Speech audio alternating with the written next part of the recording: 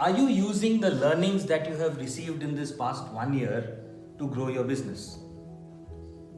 Now, what has grown enormously in the last 1 year or spread?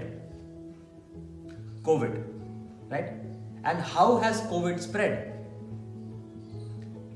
Through people who have been infected, right?